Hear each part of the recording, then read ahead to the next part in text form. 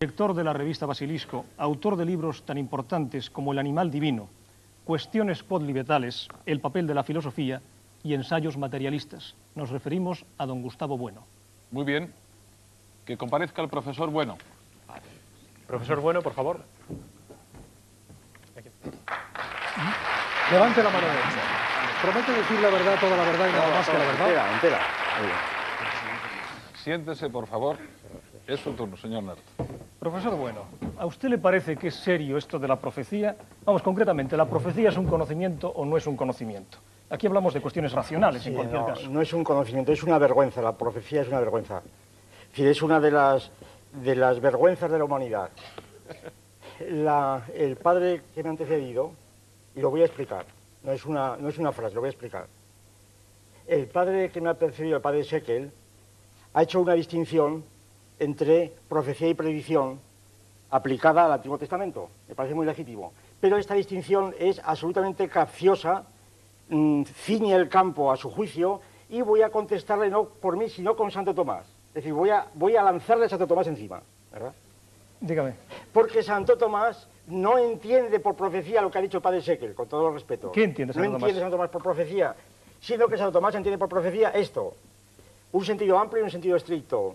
El sentido amplio es profetizar, es una revelación de origen divino de algo que está lejos de nuestro conocimiento, pero que no tiene que ser futuro necesariamente. Por ejemplo, el misterio de la Santísima Trinidad es una profecía, ¿verdad?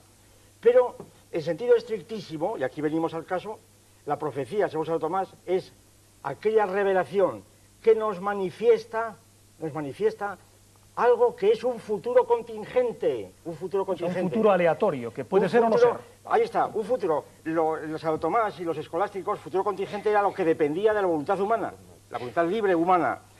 Pero pero también los físicos llaman hoy caos, es el caos. Entonces, la diferencia esencial entre profecía y predicción es la siguiente. Si hablamos ahora en el siglo XX, la predicción es un concepto científico, es un concepto de la teoría de la ciencia, ¿verdad? Es lo que ha dicho, según he oído, el señor defensor al hablar de las elecciones.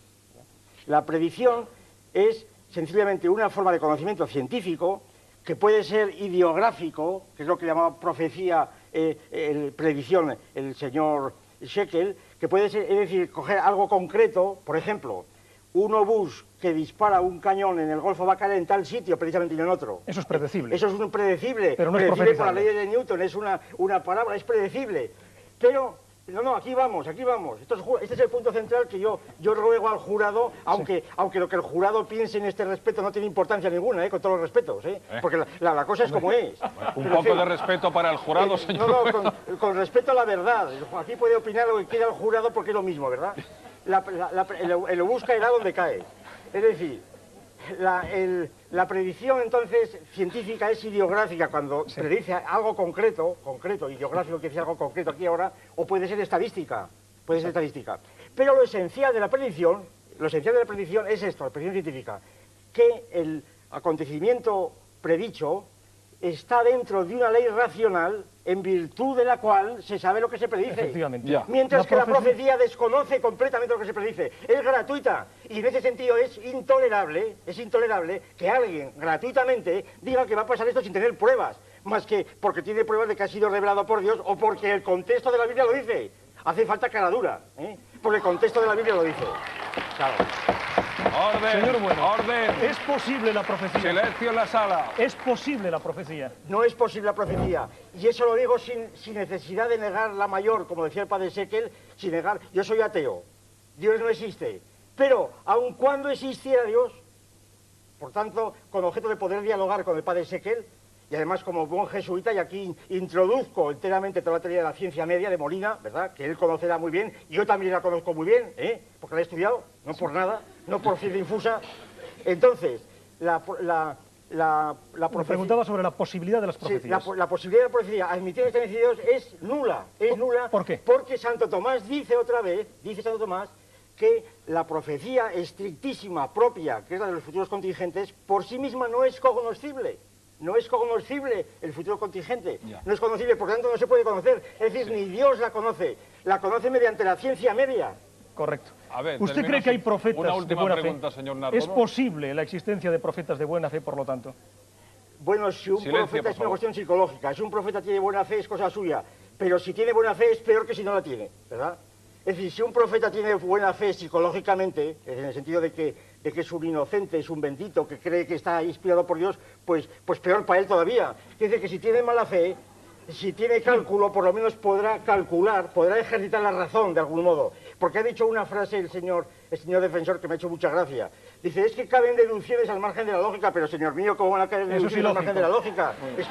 Es que es una definición. Es como si me dice usted, es que caben triángulos al margen de los triláteros. Pues no, porque un triángulo tiene 3 lados. Es decir, En la cabeza del señor Fernández Deu cabe de todo, hasta eso. Sí. No hay más preguntas. Muy Gracias. bien. Es el turno de... ¡Silencio!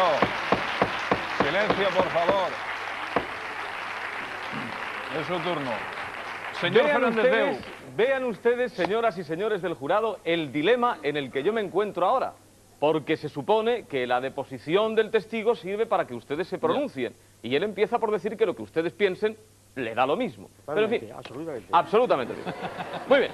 Pero en fin, yo voy a insistir en ese punto. Peor para ellos. Yo voy a insistir, pero claro, es que si aquí decimos, querido profesor Bueno, si aquí decimos que la profecía necesariamente, y lo ha dicho el padre Shekel, ya sé que usted es un crítico de lo que él ha manifestado, Totalmente. pero si aquí decimos que la profecía implica necesariamente una intervención divina, y usted ahí sí niega la mayor en el sentido de que cree que Dios no existe, o mejor dicho, no cree, claro, difícilmente vamos a ponernos de acuerdo aquí. Por eso, argumentando a Dominen, como usted sabe muy bien, yo estoy dispuesto a discutir suponiendo que Dios exista.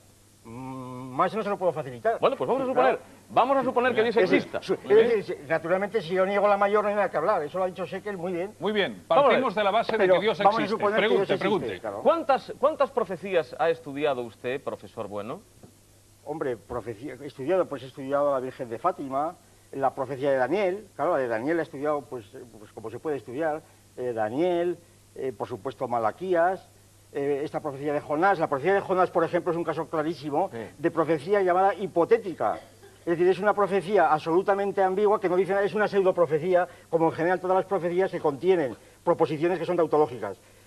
O que son pseudoprofecías o son pseudopredicciones. Si un astrónomo, por ejemplo, dice el día 5 de mayo del año 2100 va a haber un eclipse de luna en tal sitio, pero lo dice mirando a un trípode con una serpiente y echando humo, pues dirá que es una profecía, pero realmente es una predicción. Ya, ¿verdad? o sea, partiendo de su punto de vista, ¿usted considera que cualquier razonamiento al margen de la lógica no tiene ningún No, tipo por de definición, razón de es ser? que usted tampoco lo puede decir.